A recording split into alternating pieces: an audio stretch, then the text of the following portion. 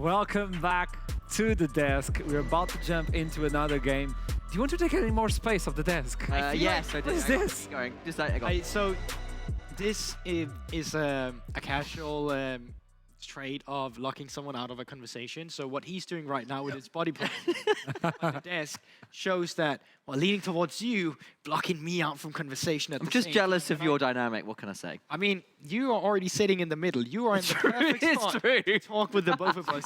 If anyone is working with a good dynamic, the key it's you. issue there is both of you. So whereas really, I could just be here with Artrum and, you know. I don't know what is happening. Artrum, do you want to talk League of Legends again? Yes, I want to talk League of Legends after this game with the Evelyn, with the RD attack speed, and now we get to see Riddle versus Bifrost. Bifrost obviously needs this victory if they want to stay in the shadow of GDXL and overtake them in the future. The other side though, Riddle. If they don't win, Things get spicier. yes. So, reminder for those people at home, Riddle are the team that are least likely to make playoffs out of that middle group as it stands there. The one that is the win behind both Veneer and were behind, and of course Dusty as well. If they lose the next couple of games, things get very interesting for the likes of Astralis, M&M, Nariki. They want to prove more consistency. Yes, and basically there's a lot of pressure on them as well because you have all the teams under you preying on your downfall. Literally, M&M, Astralis, Nariki, they all want Riddle to lose. So there's a lot of pressure on them. From Riddle themselves, they know they've not been performing to their highest capabilities, and I do think at times some of their players are looking like a shadow of their former self. Then sometimes we see the sun finally show up, the shadow kindly gets removed, and we see the player standing in front of them. But it's very inconsistent. It's clearly a team that sometimes has some struggle in terms of how they want to play the game, not only on a team level, but also on an individual level. So now moving against Bifrost, this might be the perfect chance to prove yourself a team that has been having some of the same issues, just with a little bit more talented individuals in their roster. Sure. And as we know, Riddle, they have been a very topside focused team. I think Slowq specifically, moving up against Fury, I think there's a lot of pressure in that mid lane matchup. You get to take over that matchup, you get the priority on the first move to finally let the rest of the map be freed out from the rest of that pressure. I think that can do a lot to a team that's been struggling. Yeah, and I want to call it out. I don't think Fury and Slowq have been as dominant as we might have expected coming into playoffs. And I know both these teams are, you know, Riddle's kind of improved and Bifrost even still in contention for those top two spots. But I do think both these players have perhaps not been at the level we were hoping for, honestly, even for the likes of Fury. There was one game where he was like 0-4 on the Syndra for a while, which wasn't really working out. Slowq has been a little inconsistent. We saw there was that one Corki game we keep referring back to where it was a bit... Again, some of the package choices are a bit off, and in this matchup particularly, coming into these last couple of weeks, I want to see these players step up. I want to see what we were expecting of them before play kicked off this season. And specifically as well, because talking about freeing up the map, when I'm saying that, it's mostly about freeing up the bot lane and allow bot lane to play for themselves. From the side of Bifrost, Odie has been a catalyst. He's been like the driving factor in terms of having a reliable carrying the late game. He's shown the capabilities of it in laning phase with Joel, and he also shows the mechanics later in the late game team fights. On the side of Riddle though, Fatukan and Nukes, they have been struggling at times. I find them like, it's like a coin toss. Either I see them struggling or I see them finally taking over the lane. And I feel like if you get the extra facilitators on the side of Riddle to allow them to have a normal laning phase, move into the mid game with a little bit of a lead, I think Riddle gets to play a little bit on the edge that allows themselves to get these victories. And, you know, Jinx getting banned out, that probably just means that the Aphelios is coming through, but that should also mean you have an AD carry in mind instead. Maybe like the Caitlyn we've seen earlier. Yeah, I kind of can agree with that. I think getting a LeBlanc for Slowq as well, that is a more comfortable pick for him. I like it. It also, you know, puts the question on Fury. You give MC the Lee Sin. It's one of those non-AP junglers that obviously was a bit of a meme early on in the season. He's still very good, the Lee Sin. LeBlanc Lee Sin, level 6, is absolutely disgusting amount of damage. It's not only just level 6, like we're talking like the first levels. Oh, no, yes. Yeah. Level 3 is amazing. This is like, when we talk jungle mid synergy, this is probably the lane as like almost as old as time. So you talk about the chain into the sonic wave into the kill. This matchup has to be about the 2v2. You have to get something going for you in the early game, because if you suddenly snowball against them, you can take that 2v2 in the mid lane into the jungle, down to the bot lane. You get so much freedom if you're successful with a 2v2 like this. Yeah, what I will say though is C-Boy, you know, there's still things like the Xin Zhao which you go towards and you can play that mid lane out with the kind of too early AD junglers, but I think there's also a world where something like the Poppy comes back for C-Boy, because he did play that earlier in the season, and that into a LeBlanc, into a Lee Sin, when you've got the Vex as well, you've got some pretty good ways to deal with the mobility of those champions. And I wonder whether that is an option. They've locked in the Tahm Kench for duel, which has been really phenomenal, bluntly speaking, and that's a Draven lock. That is okay. Draven, and I think it's interesting because when Aphelios doesn't have Calibrum, then he won't actually be able to outrange the Draven, but it's about playing around those weapon combinations as well at the same time. Draven's very immobile as well if you get caught up by Gravitum. We don't know the jungle yet, but that would spell Doom as well. So it's definitely about having that tracking down once again when you play immobile pigs like a Draven. On the side of Bifrost though, they haven't picked a single jungler, so it's actually quite surprising to see that Riddle is like, well, you don't really care about the junglers, let's start batting away some top laners. Yeah, I kind of wonder whether we do see something like a Poppy ban, or they really do want to push Shikari onto something he's a little less comfortable on. The Gwen was obviously banned earlier on, he's very, very good at that. Camille, again, something he's been prioritizing a little bit more in recent weeks, and at least as far as I can tell for someone like Riddle, they're probably going to want a slightly more defensive top side, like a Gragas or an Ornn or something, because you've got a Draven, you've got a LeBlanc, you're going to want to play towards one of those lanes pretty aggressively early on. That's the thing, because right now as well, you can think laning phase, and we are diving into the laning phase here, but if you want to take a look at the broad picture as well, it is going to be about team fights later on, and currently right now from the side of Riddle, you got a very pick-oriented composition. You don't really have that front-to-back fight currently, so either you continue to say, okay, win lane, win game kind of style, where we go through a Thresh together with the Draven. Remember, Tahm Kench doesn't actually gobble up pre-6. So you got some kill combos, you get a lot of pressure in the laning phase.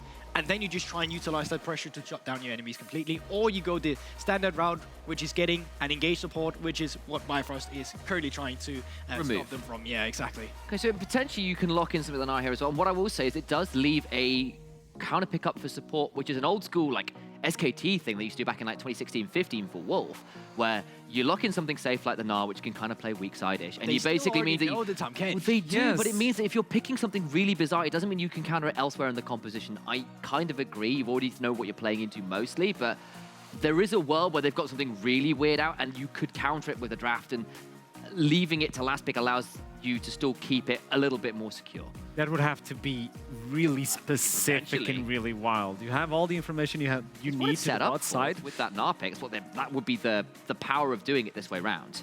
At the other end of the coin is just that you have huge prior on Hullbreaker now. Like, Gnar has been showed up and been proven to be such a power pick. So that might also be what they're trying to go for. And that might just be an Akali for Shikari in the top side. You know, that Gnar, right now the meta, as we just talked about, it's Hullbreaker. It's about staying alone on a side lane. Who else to punish and Gnar alone on the side lane, especially if you can get ahead of the curve? Akali. Which is curious because you know Fury is one of the best Akalis in the league. He's going to be playing Vex with the Akali on the top side for Shikari. I don't know if there's a world where you can see the swap, but that would be tremendous. Okay. It's not the spiciest. No, it's not the spiciest. It's not the super spiciest, but Rel is a champion that can be punished with picks that can kind of punish her overdiving. She's not actually that tanky. Especially if you're running Glacial. Rel has a lot of CC, but she is significant. She's not an Alistair. She's not even a Nautilus who have a certain innate tankiness. That's part of why Rel fell out of meta a little bit over the last 6 months to a year. Is she's just a bit squishy. If you're not careful and you're not named FGG. I think you can make this work, and you can actually catch the Aphelios and the Tahm Kench in a big multi-man attack. I'm actually excited for Bifrost comp because I think they have some really good tools together here. You have the 3 top lane here being like, okay, we're all about the dive in. Usually when you have a dive in combo and your AD carry cannot follow you, it goes bad. Like it's a different stylistic. But having that Tahm Kench all of a sudden means that yes, when the dive ins comes through from the Gnar, from the Rel as well, well, you're just going to be gobbled up. When you finally get spat out, you're going to have a huge shield. And by the time the opponents have tried to attack your AD carry, their AD carries are going to get riled down by a Hecarim, by an Akali, by a Vex. So I'm actually really looking forward to the team fightings from the side of Bifrost. I completely agree. I mean, for Riddle, they're going to need to make the use out of their early lane. They need to get the LeBlanc, the Draven rolling, because if you have got the tools to make that happen, it's but if about it doesn't, that early game as well. It's the early game for both teams. On one side, the Riddle needs this early game to get the scaling going on. Bifrost needs this victory to stay on the shadow of GDXL. So without further ado, it's up to you, Costers, to tell us what's going to happen. The conspiracy theory continues. The players want these games done to get us off screen. Potentially. I'm not gonna deny it. We've got 2 teams that have decided, right, one team has gone in, as Des was saying, we need to be winning mid lane, bot lane, at least one hard, if not preferably both. And the other team is like, well, our job is going to be to stop you doing that. And in order to do so, either they have to be turbo passive, but not giving up everything else as we jump onto the Rift, or they're going to have to be aggressive themselves. So, finding our way on. What? Jamada. Yes, sir. It's not like I don't trust our analysts. Okay. I do appreciate them. Sure. Ducky on screen. Michael, see, I know when Nightmare and Initialize are here, they call him like Sophos, Destroyer of Worlds and Devourer of Realms, I believe. I heard that. But he's a duck. But to me, he's just Michael the Duck. He's just a duck, isn't he? He's just a duck. Like, Bifrost and Riddle in the sky.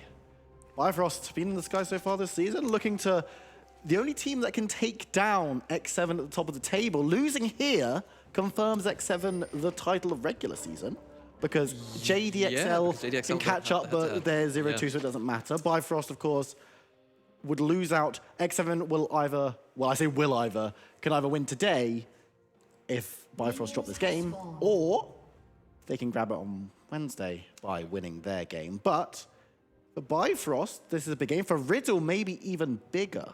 Yeah. Because they win this game, they're not confirmed, but we were talking about this a little bit earlier and saying, if Riddle win this game, look, they're basically there. Yeah, no, they, you know, a win here, the rest of the teams below them, 4 wins. It's a 4-win gap. You've got 4 games left. All it takes is Riddle to effectively, you know, pick up 1 more game. I think the strength schedule discussion was about Astralis. I don't think it was actually about Riddle. I think Riddle still have a pretty strong opportunity to then pick up a 9th win anyway. So yeah, it's a must-win game. I feel like for both teams. And again, whilst yes, we can have the conversation about, you know, trying to reach for first place for Bifrost, I think realistically the conversation is about trying to secure 2nd place and being in a race with JDXL. Yes. To try and avoid that loser bracket. That is the slightly more important thing, I feel like, for Bifrost. Because again, you start off in the winners bracket, you get extra life, you get, you know, the immediate buy if you win that series, I'll search for the word, into the finals, which takes you directly to EUM, whether it's play-ins or main. Doesn't matter, you're at EUM. So coming into that 1-2 position, very, very important. Talk about the game now. Junglers both did start off on the top side. C-Boy on the Hecarim. Go for that very standard. Full clear here. MC on the opposite side. Red, Raptors, Grump looking at the bottom lane straight away, and I think it makes sense. You've got that Draven, you've got nukes on the rail. You want to try and make as much impact as you can. You've got the setup there, certainly. Maybe looking for something else instead. Could even go for a dive. The wave is stacked up, and it looks like that's the positioning for it. But C-Boy's going to be right here. MC's going to watch him turn the corner, and they might still go for this regardless. They could go for the play. It's going to be a 3v2 under tower. What can Tom Kench do here? The damage on Oni is big already. He's going to go down for first blood as Riddle look to make their escape. But C-Boy is here. Going to catch them as they move into the brush. But he doesn't get any CC down. C-Boy probably only has 2 points in Q and no point in E. Actually, if observers, if I can ask, we can click on C-Boy. He was still farming. He was still farming, so he didn't have Devastating Charge available. He's going to pick up the wave now. Obviously, he's going to ding level 4. Then he's going to be able to go back to the Krogs and farm up more. But no E means there's no trade kill, because all he can do is pop Ghost, walk in, pray that he can get some kills. But Phase Rush, there's no stacking AD. There's no way to get onto any of the members there from Riddle. Perfectly executed dive, especially from Nuke's Flash E. Locks down all of the CC, and the damage that follows is lethal. No opportunity for Bifrost's bot lane to even flash. It's stuff like that where it's a case of, we know that their Hecarim is probably going to have to... If he'd leveled E, that is a completely different story. That's 1, maybe 2 return kills. Yeah. But as it is now, Bifrost do lose out on First Blood. First Blood isn't everything. Let's not get ahead of ourselves. But Riddle do need to get ahead of ourselves. Well, they need to get ahead of Bifrost. Yeah, I mean... Okay, fine, whatever. He hates You know what? That's fine. I don't care. The first kill went over to Draven. It's the champion. No, don't throw it away. This is very important for Riddle, because at the end of the day, Draven is part of the core win condition here. You draft Draven, you have to play around him. MC, recognizing that, as well as Riddle, they stack up the wave. Riddle is there, or MC is there rather, on that 3rd wave, and they make the dive work. And again, they're stacking the wave for a 2nd time. Given where MC is, the only way that he makes it to this wave, they're actually pinging the wave. So I think MC might recall off the Raptors and then try and make it to the stacked wave. We'll see if my prediction comes true. I think that's what's going to end up happening. MC's going to recall, and they're going to try and make the dive work on this wave. So expect MC to immediately sprint it down to the bottom lane and then look for a dive here. Let's see if, you know, Bifrost actually read this one out. You can tell how slow they're trying to push this wave in. They're doing their best to try and ensure that it doesn't crash on this wave right now. So they want it to sort of hit where the banner is, where the NLC banner is. They want the wave to sort of stop there, and then they'll deliver the wave. They'll crash the wave in.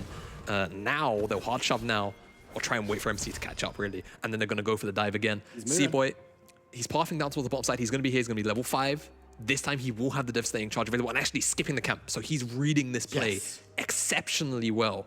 And he's going to be here, mid laners ready. As well, you know. Yeah, mid Everyone laners wants too. to get involved. This could be a dive, or it could be a case of too many cooks. Slowq is going to find C-Boy in the brush as Riddle need to make the play go on to happen him now. instead. They're going towards C-Boy. They're trying to get the damage on the Hecarim. They grab the kill. He's not even on the tower, but members of Bifrost have turned up. They're getting a decent amount of damage on MC. He will be removed, but now Bifrost are chasing Riddle out of their jungle. Get the stun down onto Rel. She's too slow. Gets taken down before she can remount. Slowq gets over the wall to dodge out, and Jewel is actually stopped from going over the wall of the Abyssal Charge anyway, but that's the joy. You called the play as it happened. We saw the response from both teams, a couple of kills apiece. It's a telegraph play at the end of the day. I think as soon as Bifrost see this wave stacking up slowly, if I could call it out, I feel like the players on Bifrost can call it out. And that's exactly what happens here. We'll get the replay of the dive. So it's Slowq finding C-Boy in the bush. They root him down and they jump on him immediately. They execute him. Who gets the kill is Slowq, which is nice for Slowq in this lane in the 1v1. But at the end of the day, Vex is always going to negate that 1v1 play. And from this point on, Nuke's demounted. He went for the engage on C-Boy, so he's a very easy pickup. And like you called out as well, the mid lane is very, very fast to respond to the map as it moved. And especially C-Boy skipped out on the camp just to ensure that he was there. Of course, did die, but the point is he sucks Riddle into the bottom side, so they're able to, at the very least, trade 2 for 1. Excellent read from Bifrost. Riddle doing the correct thing, maybe a little bit slowly, a little bit too easy to predict. Yes, it was the kind of thing where this is the correct play, but everyone knows it's the correct play. And those 2 kills going on to Aphelios, we talked about Draven, it being important for him to get the kills. We were kind of cut off on that point because the play was happening. 2 kills on the Aphelios now, and we know how much not only he can do, but how much Odie can do on him, because we've seen it time and time again. Yeah, I mean, even last year, EUM, Odie on the Aphelios on, what was it, Rogue? I go Rogue, I believe.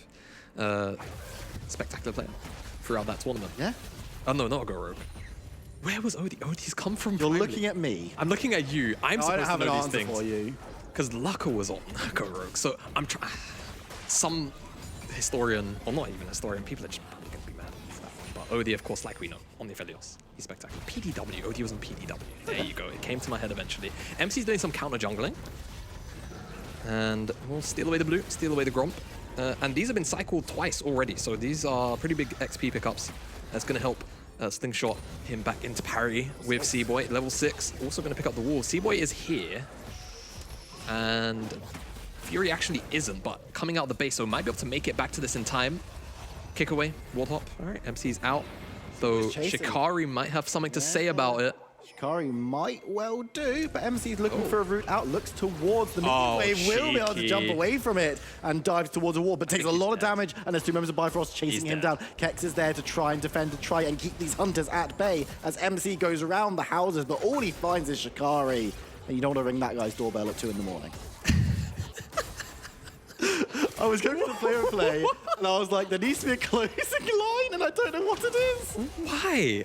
You know what? I'm just going to leave you with that one. Yeah, I'm actually kind of surprised that Riddle didn't try and defend MC a little harder. I think my only thought process here is that Kex had just come out of Meganar, so they didn't feel confident fighting. Yeah. Because Fury, I think the call would have been Fury's in base. He might make it there first. So even though Slowq's there, if the wave's shoving back into Fury, I'm going to miss too much from making this move. So they throw MC to the wayside. Shikari picks up the kill, which is going to be nice for his 1v1. Double buffs as well. Double buffs as well. And I feel like it's not something we see too often.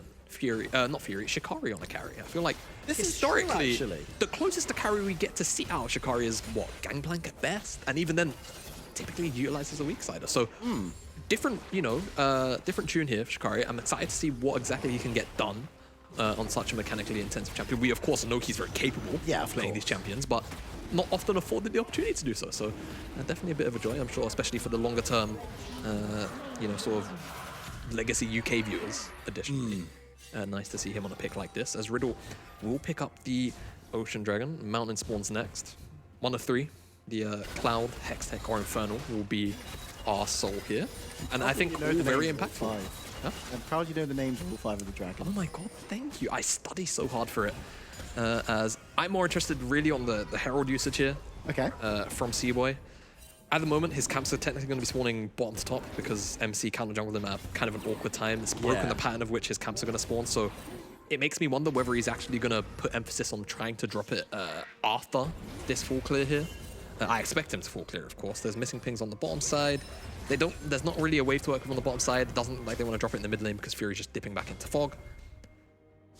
So let's see, because now that the resets have come in from Bifrost, they can open out through the mid lane, which is exactly what Jules doing right here, and they can look to force put it down in the mid lane, but you can see Nuke's on the top side of your screen. He's moved here, and MC is also at the Raptor camp, so it's about an even match on both ends, and even the top laners, some kind of movement there. Kex is missing a massive top wave, by the way, for this movement. And Shikari knows that. Shikari's now probably going to try and bodyguard with him a little bit out of the wave, or could go for the plate himself. Yeah, grabs himself a little bit of gold off that plate. Kex has turned up, and Shikari's not interested in getting involved any further. As they're all getting a lot of respect down on the bot side. They've got Seaboy here, and the Rift Herald being dropped. Probably going to just be hurled down, get some gold into the pocket of Odie. But reading the plays, this has been such a... Both of these teams are just doing what is expected of them. Actually stop the charge. That's massive. Yeah, that's absolutely huge, because Odie, I'll hold the point, Kex could be in trouble here. He's okay. Yeah, just goes short, but if that Shuriken flip lands, he's dead. That's a dead nah. But yeah, if we could get a quick flip over, observers, of the gold, because I want to see what the difference is between Faijan and Odie. Not too much in it, despite the 2 kills. I guess it's the CS difference, really, that's making it up for the Riddle AD carry here. As engaged potentially into Jewel, it will land. Yeah, Will, he's going to be dragged back in with the ultimate as well. Pops the Grey Health for the shield as Duel tries to wander away. Odie bringing the damage down, but MC is there in the top side. We're going to see another exchange as Kex is caught out of the hop and will be cut down. It's a kill for Bifrost in the top side. It looks like everyone survived bot. Yeah, somehow. And I would love to get a replay of this bot thing, assuming nothing else really happens, because MC committed kick flash. Yes. So nobody dying in that exchange. It's a bit of a strange one. I will say that. Jewel blew his flash and exhaust on the way out. So I really want to know how this Bifrost bottom lane got away with that. Let's see, replay here. So this is the start of the fight. Of course, Nukes goes in. Jewel a little bit out of position, goes for the tongue lash onto Vajan. Glacial Augment, Gravity Storm, we know this. What does MC do to not quite find the kill? Because this is where we cut to the top side. Oh, okay. It's a very MC thing to do. He tries to go for the double and finds nothing. Yeah. I mean, at the end of the day, he does find Jules' flash. And I think that was probably, given the fact that Odie's in between, you know, the Sonic Wave angle, I think he does the right thing. Committing the flash, I just think trying to give a little less reaction time. Yes. But unfortunately, he doesn't find anything for himself. So the play fizzles out there. So Herald, we're in a bit of a sort of soft reset here on the map, because Herald dropped, wasn't really found, didn't really find anything. And everybody on the map, with the exception of MC, who's going to have his ultimate coming up soon, is going to have their ultimate come up within the next sort of 30 seconds, 40 seconds or so. And this dragon spawns in about 90, so it's about who's going to have set up around this objective. So far, it feels like priority has been back and forth on the bottom side, albeit it's Bifrost that have technically come out ahead, just simply because you can already see in the inventory, Odie's finished up the Kraken Slayer before 14 minutes. Yeah. Has that one in his inventory. The mid lane's been very quiet. I think it's to be expected, given the matchup. I think Fury, very comfortable in matchups like these. Where but is this a problem? Because the devs were talking about it, we mentioned it a little bit. Slow Q and MC, they have this tale as old as time mid lane combination. They got the first blood bot on the Draven, but nothing else has really happened. It feels to me that since that bottom side play went awry, they've not really been able to find the momentum that they were maybe hoping to ride off the back of that play. And whether that's maybe knocked confidence is hard to say in a game, as you know, that's 15 minutes in, 14 minutes in. But it feels like they've not really been able to find grounds to actually go for an aggressive play. They've not looked to abuse the mid lane because Vex is so good at, you know, immobilizing these mobile champions. And as soon as Seaboy hits level 6 as well, it just becomes a much more difficult skirmish to follow up on. So much CC. MC trying to bully Seaboy, but I think could actually get aggressed onto it. Needs to be careful. Bot lane is going to be able to have the rotation from Riddle, so there's no long-term chase angle onto MC. The issue is MC's blown his flash, his kick rather. So he's now not going to have that for this fight, assuming it breaks out on spawn. And that's going to just be another small advantage over to Bifrost come to set up now. Riddle, they're in front of the objective first, but it looks like they're just trying to clear out some vision. It seems like maybe a bit of a split call. MC wanted to go mid, try and find some setup. Faijan and Nukes wanted to start the dragon, and now could be in awkward position. Fury got chunked out quite heavily, and that's a massive amount of HP to lose.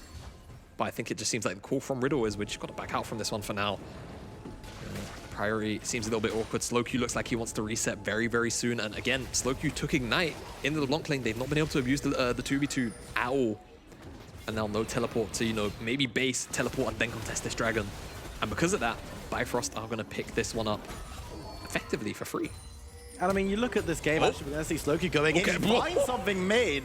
Okay, that's going to completely turn the thread out the window. Get rid. Slowq gets the kill mid. They lose out on the dragon. It's Infernal that's going to be spawning on as our Soul Drake. Is that too late for Slowq to get the situation going?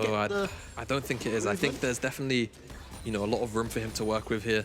I think second item, you imagine he wants to go Shadow Flame. He could skip the item entirely. He has gone for the Merc Treads to sort of avoid the consistent fear chain that can come out between the Hecarim and the Vex. So the burst damage isn't going to be as high as that full-blown Glass Cannon build, but you're still going to be able to execute, or at the very least chunk out heavily some of the squishier members of Bifrost. Finding that solo kill, it just propels him to get that Ludens now. He's got a couple of stacks going on the Dark Seal, maybe turns into a Medjai's in a couple stacks time. Let's see Riddle looking for this bottom side play though. Only needs to be careful, just being jumping off through behind the minion wave, gets flash kicked and might go down. It's eaten up by Duel, and the teleport coming through for assistance. Of course, it's post 40 minutes. Shikari is here looking for the damage. It's massive from a Bifrost. Riddle caught out. They'll lose 2. Slowq's here, but it's too late to the punch. Might turn around and look for Fury, but C-Boy's riding on through. The damage coming in is little, but Vex is also only a little champ. So it looks like they're going to be able to get away. Meanwhile, on top of that, Hullbreaker push doesn't have teleport, so he's going to get a decent push down. Members of Riddle are looking to defend, but they're going to be exhausted immediately. Slowq has to be forced to back away, but Fanacan moving forward. That's a massive amount of damage onto Aphelios. Big shutdown too, but he will also fall for his sins. It will be C-Boy securing that one. So a very, very extended play. Nah, still just pushing on the top side, but it will be matched in the bot lane. Slowq needs to be careful. Fury on the side. This play is still ongoing, but it looks like everyone's going to back away. They're just going to trade towers. But the fight, Bifrost shaded. Yeah, Bifrost definitely went out. It's honestly, even thinking about it, it's hard to call because Kex stayed in the top side. Yeah. No teleport. That was a lot of waves missed on the Bifrost end. So it's a trade of gold. I think in terms of XP, maybe you can argue Riddle might be up just a touch because of that. You can see Slowq didn't really miss anything from the bottom side. Of course, Fatijan did die for the exchange, but the thing is he cashed in, and I'd love to see how much gold he actually cashed in on. Nice attempt by MC here, but the angled, it just doesn't quite get him into the alcove. Unfortunately, crashes into the wall, and that means that the Devour is there. And look at this, Inferno moment, Shikari on top. It's just a massive amount of CC with the Abyssal Voyage knock up as well. Nukes not able to survive, and this is Riftmaker Akali, by the way, damage. It's not actually the tank Akali build. So a lot more damage available to this Akali than we'd maybe expect immediately. And that ultimate's already back up on cooldown. C-Boy looking for Kex with his top laner. Used is going to be knocked back. No, it's a little bit too late. So Kex actually goes mega, gets the damage. The ult into the wall shouldn't be enough to kill C-Boy, but will be enough to dissuade. Now MC's here though. The angle might change. The movement is good from C-Boy though. He'll be able to get away. Shikari does the same. They'll be taking down these minions. No tower top to defend them. But MC is much more preoccupied with grabbing himself a camp rather than following up on the play. I'm going to say it, Bifrost could have been punished a little bit heavier there. I think Kex actually held his armor a little bit too long. I think if he ults immediately, C-Boy might be in a position where he can't necessarily walk out. So a little bit fortunate. You understand why they go for the play. Kex, though, relatively safe hull break resistances. Just makes him too tanky, especially in Mega Gnar as well. You get free stats in the Mega Gnar form. Not able to take him down once he popped that one. Faijan, I really want to know how much gold Faijan got off the passive. I'm not sure if it's something I can request at a win. I don't know if that's something, I don't know how that works. If we could toggle the gold, maybe it would give us a bit of an indicator, because they were relatively, oh my goodness, it was a lot of gold on the cash-in. It was a shutdown as well. It was a shutdown, yeah. So we can just, some kind of middle ground. 450 for the shutdown, 400-ish gold for the cash-in. Yeah, go on then. Yeah, sure. What's the deal? That seems fine. Definitely not how stats work. It's not, but we're going to even it out here. Slowq managed to make it out of that Everfrost route. I think just about cheating out on the missile speed with the distortion, as the dragon is going to be spawning 50 seconds time. It's something that I don't feel like either team is going to be willing to actually give up for free, so I expect a clash of heads here. Of course, third dragon is a little bit lower priority just because both teams already have one, so that win condition is going to be a little bit further in the distance, maybe a little bit further back in their minds. But, as you mentioned, every little helps in this game. is very, very close. This game is a massive one for both of these teams. And neither are making big mistakes. Yeah, neither are making big mistakes. I think the only thing really that's going to give either team an edge here. Riddle, they've got 2 items completed on Firejan. Could see an engage here, hold the point. It gets on the fire, the damage coming through is massive. That's the combination they were using, but no one's gone down just yet. They will be able to pick up one. MC gets away with a sliver of health. Kex on the side gets a massive re-engage, but Riddle can't really follow up. Fury goes golden, so he doesn't go down. And Bifrost look for the dive, can't find any good targets. So for all the pomp and ceremony, they only get the Draven. And what's great is Bifrost actually do exactly what I was going to finish my point with. Bifrost have the team fighting composition. They're the one of the true engage tools, and they use it there perfectly. I was about to say, Riddle, their team fight, it's more about, you know, trying to find these random poke angles into eventually you dive in with the LeBlanc, the Lee Sin, the Rel follows up on top of that. Maybe with a Kex ultimate to sort of mix things up and try and close the fight out entirely. Kex gets a pretty decent ult on the back end of that, but the issue is the damage was already done. The Aphelios ultimate came on top of the Hecarimar, which was an absolutely fantastic engage from C-Boy. Riddle just no way to defend against that level of team fight prowess. And follow-up here as C-Boy goes in, ultimate lands as well from Fury, and yeah, knockback into triple Everfrost route. Into a Chakram ultimate as well. And yes, okay, great, fantastic. This ultimate from Kex is amazing. The exhaust, by the way, from Jewel, probably what keeps the health bars away from falling to lethal numbers, because it was slow Q that goes into the double distortion, but he gets immediately exhausted, so the execution damage isn't there. And this is the thing, you know, if you replace MC's Lee Sin with something like, I don't know, for the sake of the argument, like a Jarvan. Okay. Imagine a Jarvan could slam back in on top of that Nara ultimate.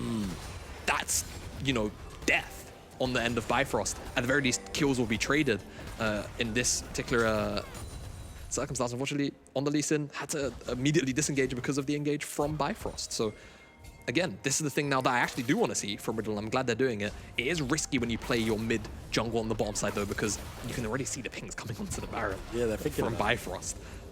You play to try and 2v2 because you know you should still be able to win it. Fajan is heavily respecting and doing the correct thing, yielding this tower. But as Riddle, I think they need to try and get the lane assignments back into order. You want to chuck Slowq onto the top side. You don't care about this bottom side tower that much. Put Kex on the bottom side. Yes, he doesn't have TP right now, but your stronger member of the two, it's a 201 LeBlanc. That's level 15 at 22 minutes. You don't want her on the bottom side so far away from any major objective that could occur right now. But Bifrost, right now, just standing tall. They don't really have to do much else. Their composition plays itself realistically. It's just going to be about finding those engages into Riddle when they feel like they can pick them apart.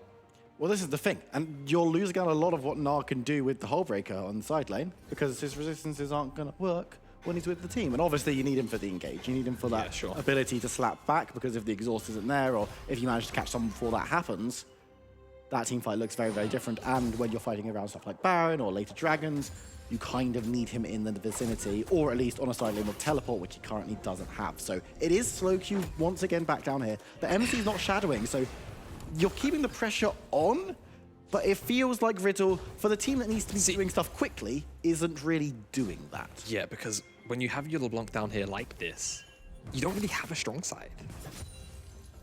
It's just the fact of the matter. You just don't have a strong side like this. So Bifrost kind of gets to cruise now. And I mean, for a composition like Bifrost's, right? You're so comfortable, you're so happy. You're happy to see LeBlanc on the bottom side. And now finally rotates up to the mid lane for now. And I expect Riddle will now readjust the lane assignments potentially. Could just be keeping him down there because they know. The other call is maybe we know they're not going to go for a Baron super early. Let's keep him on the bottom side and try and pressure this tower. As Jewel could have overstepped. Baiting in the catfish will jump away as MC and Slowq once again unable to find anything as a duo. And now Riddle going to be moving back towards their jungle, secure themselves the red buff and march away. But I don't know. Let's zoom out a little bit. Sure. As casters, observers, we don't. Yeah, observers, you're doing a great. Oh, thank you. Okay, well, maybe do zoom. It's good because this is a pretty good so it could actually work. That's my observer showing circa 2019. Yeah. But something that we should be talking about is the conditions. So we talked about how this game was likely to be pretty quick. Yeah. Bifrost basically slowed it way down. Riddle were unable to do very much. Is there a point in this game where we sit here and go, right, Riddle are in a massive hole, even if things don't look that bad, just because they needed to get stuff going sooner?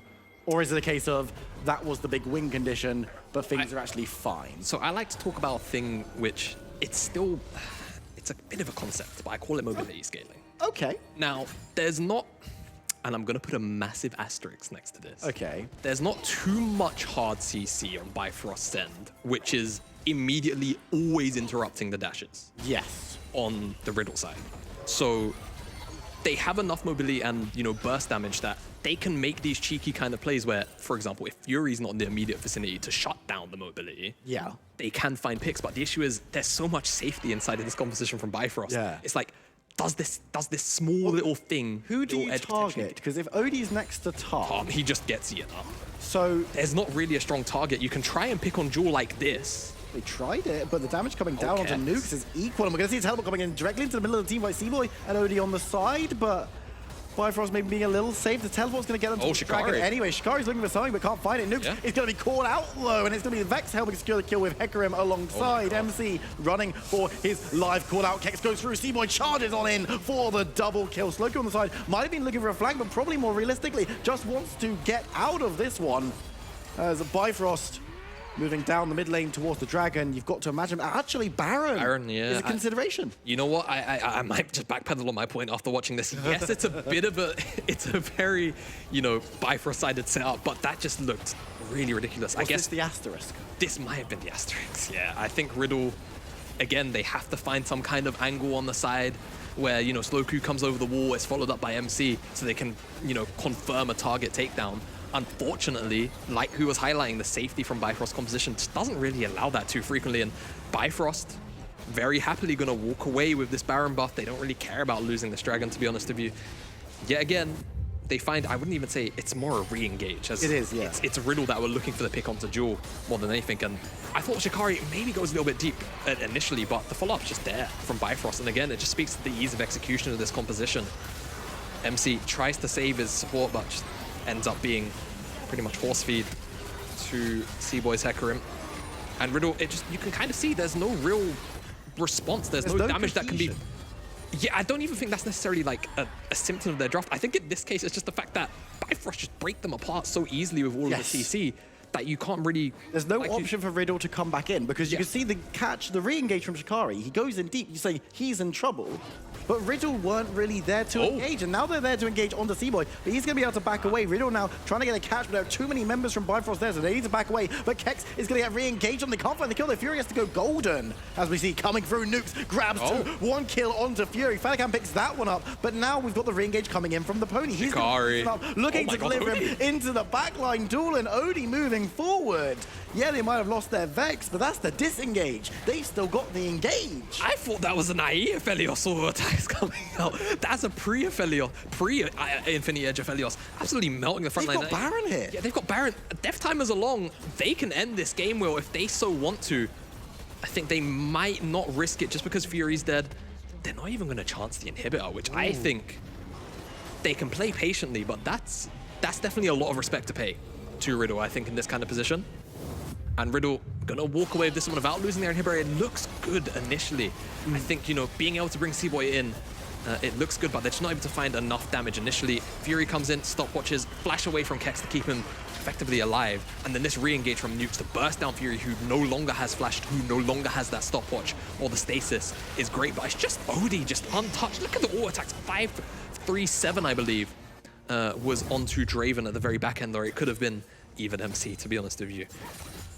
Absolute slaughter in that choke point there with the Infernum. It's one of the worst places you want to fight in Aphelios with an Infernum, is a choke. And now Bifrost continue to push their lead into this top side of the map. The mid lane's already open. They can effectively go back to the mid lane and take down the inhibitor as long as they pick up a positive skirmish at the end of the day. Kex is going to pick up this bottom side tower, but it's a consolation prize.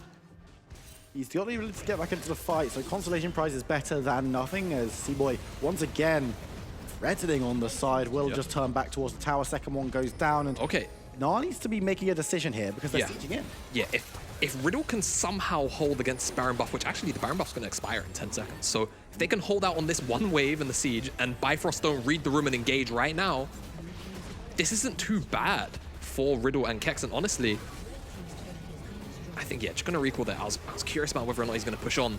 And now that the recall comes in, oh my god, Fury. Massive chunk. they're looking for some kind they're looking for more, potentially Bifrost. Glorious teleport, but Slokey moving forward. They're going to be able to get the second inhibitor, and I think Bifrost now have read the room and said, look, let's just leave. We haven't got Shikari here. We don't need to force him to use his summoners. We could all escape. And MC moving forward, trying to make them pay.